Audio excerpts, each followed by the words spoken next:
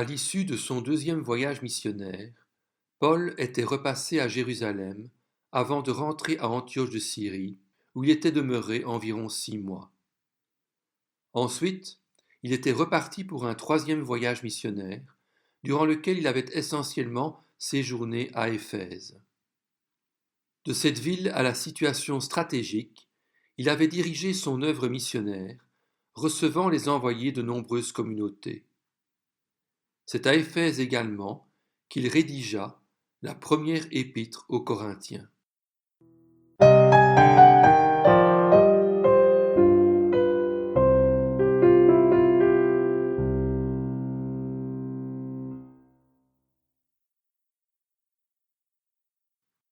Paul, ayant appris par des serviteurs attachés à la maison de Chloé, chrétienne de Corinthe, que la situation se dégradait dans l'Église et que des tensions apparaissaient en raison de problèmes essentiellement relatifs au rapport avec les gens du monde, commença à rédiger la première épître aux Corinthiens.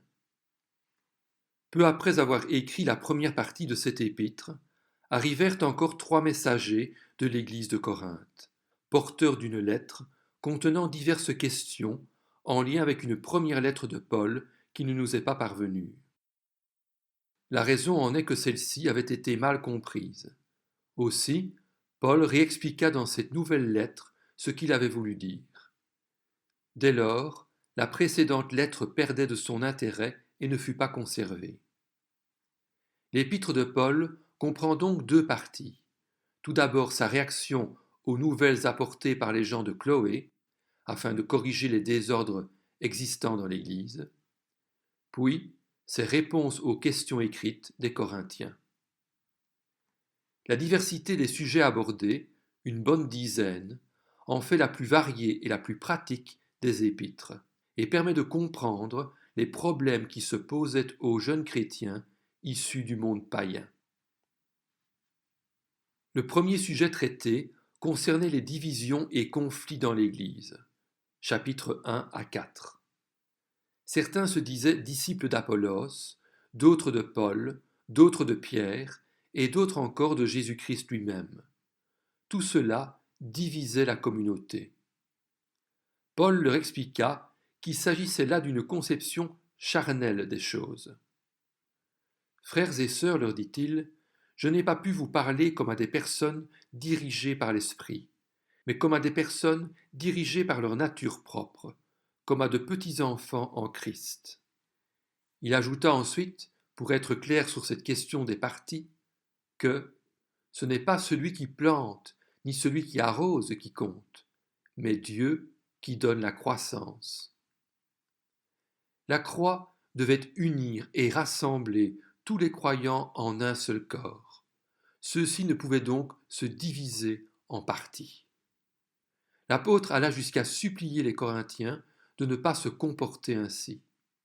Je vous supplie, frères et sœurs, par le nom de notre Seigneur Jésus-Christ, de tenir tous le même langage, qu'il n'y ait pas de division parmi vous, mais soyez parfaitement unis dans le même état d'esprit et dans la même pensée. Il était également important qu'ils ne se livrent plus à certains désordres. Paul fit allusion à un péché commis par un des membres dont il avait eu connaissance, puis à d'autres désordres. Il y a, dit-il, de l'immoralité sexuelle parmi vous, et une immoralité telle qu'on ne la mentionne même pas chez les non-croyants. C'est au point que l'un de vous a pris la femme de son père, et vous êtes enflé d'orgueil. Vous auriez dû plutôt prendre le deuil, de sorte que l'auteur de cet acte soit exclu du milieu de vous. Ainsi, l'Église ne devait pas, dans de telles circonstances, fermer les yeux ou être indifférente, mais exclure le coupable jusqu'à ce qu'il ait confessé son péché. Paul condamna également l'impureté et l'impudicité, et certaines vieilles habitudes qui avaient dû reprendre le dessus chez certains membres de l'Église. Ne savez-vous pas, écrit-il, que les injustes n'hériteront pas du royaume de Dieu ? Ne vous y trompez pas, ni ceux qui vivent dans l'immoralité sexuelle, ni les idolâtres, ni les adultères, ni les travestis, ni les homosexuels, ni les voleurs, ni les hommes toujours désireux de posséder plus, ni les ivrognes, ni les calomniateurs, ni les exploiteurs, n'hériteront du royaume de Dieu. Par la croix, les chrétiens étaient unis à Christ. Leur corps était le temple du Saint-Esprit, et en tant que tel, ils ne pouvaient plus livrer leur corps à l'immoralité. Les Corinthiens se croyaient tout permis.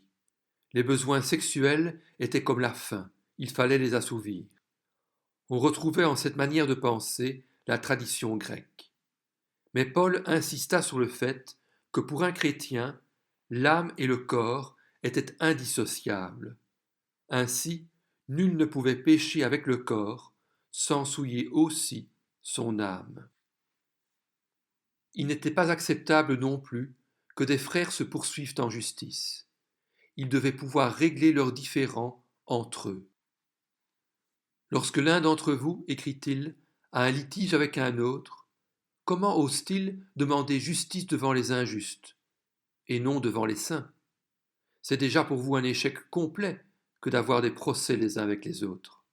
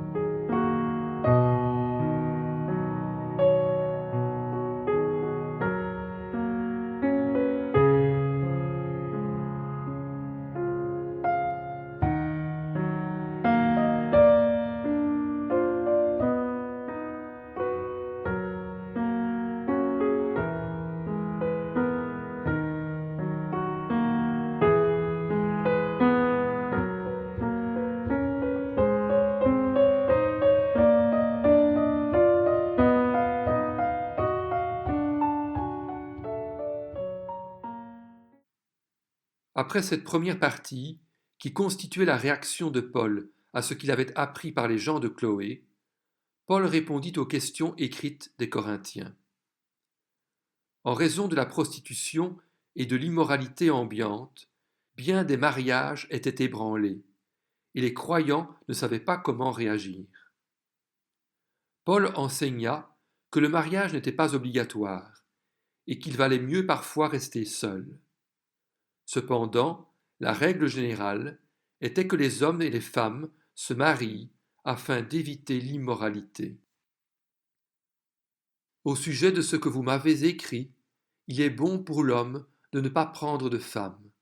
Toutefois, pour éviter toute immoralité sexuelle, que chaque homme ait sa femme et que chaque femme ait son mari.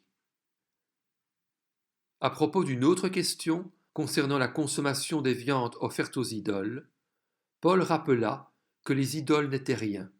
On pouvait donc manger la viande qui leur était offerte. Mais cette liberté devait être limitée par la charité fraternelle envers celui ou celle qui risquait d'être scandalisé par cette liberté. Quelques-uns, écrit Paul, marqués par la manière dont ils perçoivent encore les idoles, mangent ces viandes comme leur étant sacrifiées, et leur conscience, qui est faible, en est souillée. Or, ce n'est pas un aliment qui nous rapproche de Dieu. Si nous en mangeons, nous n'avons rien de plus. Si nous n'en mangeons pas, nous n'avons rien de moins. Veillez toutefois à ce que votre liberté ne devienne pas un obstacle pour les faibles. C'est pourquoi, si un aliment représente un piège pour mon frère, je ne mangerai jamais de viande, afin de ne pas faire trébucher mon frère. Paul répondit ensuite aux questions reçues sur le rôle des femmes pendant les célébrations. Celles-ci demandaient à être assimilées aux hommes dans les offices. Elles y prenaient la parole et ne portaient pas de voile. Paul conseilla le port du voile, tout simplement parce que cela correspondait à une habitude à peu près universelle à l'époque, du fait que les prostituées de Corinthe allaient tête nue et que les chrétiennes sans voile risquaient ainsi d'être comparées aux prostituées de la ville portuaire. Et pour ce qui était de prendre la parole dans les assemblées, Paul suivit la coutume juive dans les synagogues. ce qui lui vaudra l'accusation d'être misogyne, alors que tout au long de ses lettres apparaissaient des femmes qui militaient auprès de lui et jouaient un rôle de premier ordre, rôle qui leur était interdit dans les synagogues et dans les institutions grecques et romaines. À Corinthe, l'une d'elles était même diaconesse d'une communauté. Après cette question sur la tenue des femmes dans les assemblées, Paul aborda une question concernant le repas du Seigneur. Les croyants prenaient la scène sans avoir au préalable confessé leurs péchés. De plus, à Corinthe, les agapes avaient dégénéré en festin pour les uns, alors que d'autres ne mangeaient pas à leur faim. Aussi Paul écrit-il, « Lorsque vous vous réunissez, ce n'est pas pour prendre part au repas du Seigneur, car dès que vous vous mettez à table, chacun s'empresse de prendre son propre repas, de sorte que l'un a faim, tandis que l'autre est ivre. » Paul mit donc les choses au point, disant, « Celui qui mange le pain ou boit la coupe du Seigneur indignement sera coupable envers le corps et le sang du Seigneur. Que chacun donc s'examine lui-même, et qu'ainsi il mange du pain et boive de la coupe. Car celui qui mange et boit indignement, sans discerner le corps du Seigneur, mange et boit un jugement contre lui-même. » Le repas du Seigneur devait être source de nourriture pour l'amour fraternel, et l'exercice des dons devait se faire dans l'amour.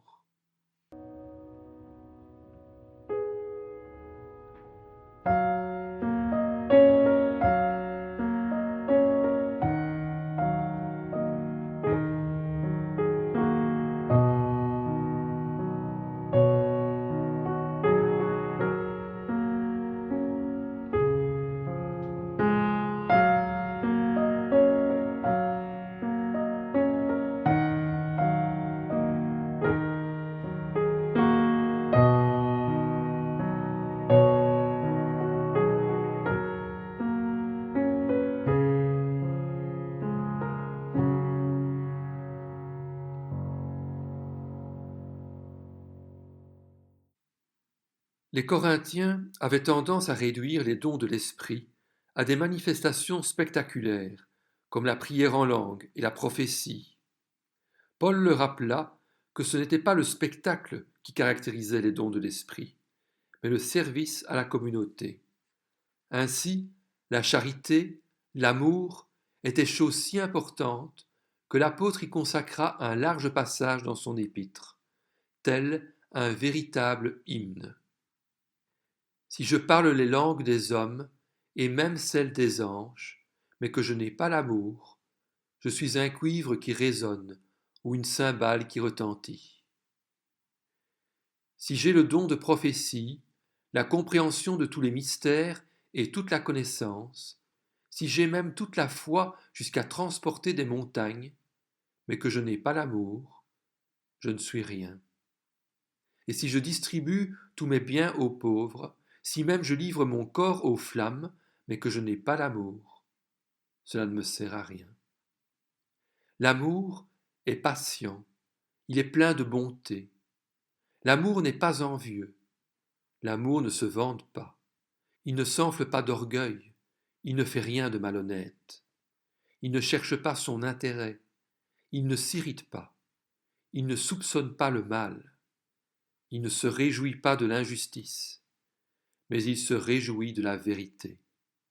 Il pardonne tout, il croit tout, il espère tout, il supporte tout. L'amour ne meurt jamais. Les prophéties disparaîtront, les langues cesseront, la connaissance disparaîtra. En effet, nous connaissons partiellement et nous prophétisons partiellement, mais quand ce qui est parfait sera venu, ce qui est partiel disparaîtra. Lorsque j'étais enfant, je parlais comme un enfant, je pensais comme un enfant, je raisonnais comme un enfant. Lorsque je suis devenu un homme, j'ai mis fin à ce qui était de l'enfant. Aujourd'hui, nous voyons au moyen d'un miroir, de manière peu claire, mais alors nous verrons face à face. Aujourd'hui, je connais partiellement, mais alors je connaîtrai complètement, tout comme j'ai été connu. Maintenant donc, ces trois choses restent: la foi, l'espérance, l'amour. Mais la plus grande des trois, c'est l'amour. À la suite de ce texte, l'apôtre terminera par une discussion sur la résurrection, car certains niaient que Jésus soit ressuscité des morts, et d'autres ne croyaient pas en la résurrection physique. Or, la résurrection de Christ avait apporté la certitude de la réalité d'un corps nouveau après la mort. La croix était une révélation. Elle dévoilait qui était Dieu pour chaque croyant, un Dieu qui dépassait toute sagesse et toute religion.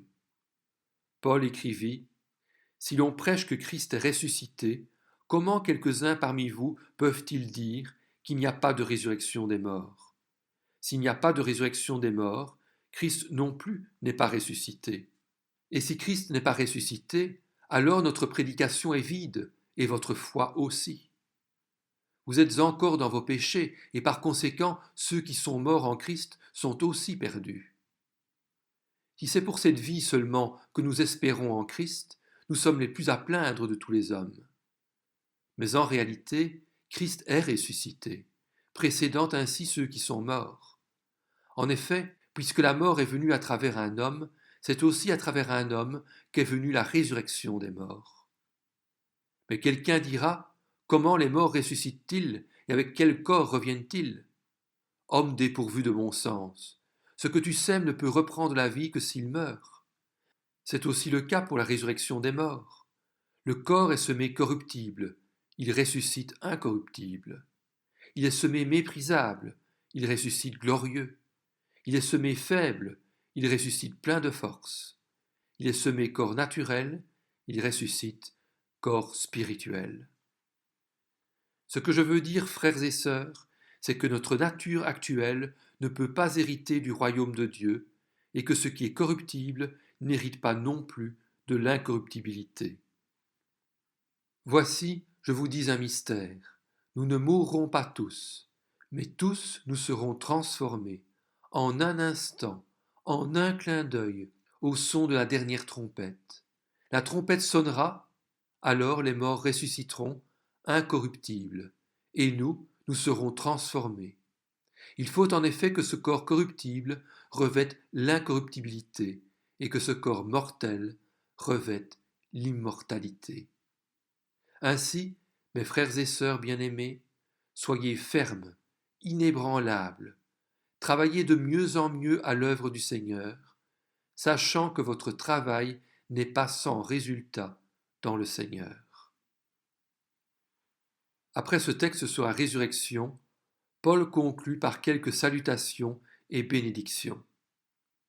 Cette épître plaçait les Corinthiens face à leurs péchés et leurs erreurs, et mettait en garde tout chrétien contre la tentation de se conformer au monde et d'en accepter les valeurs et le style de vie, appelant chaque croyant à mener une vie centrée sur Christ, irréprochable et marquée par l'amour.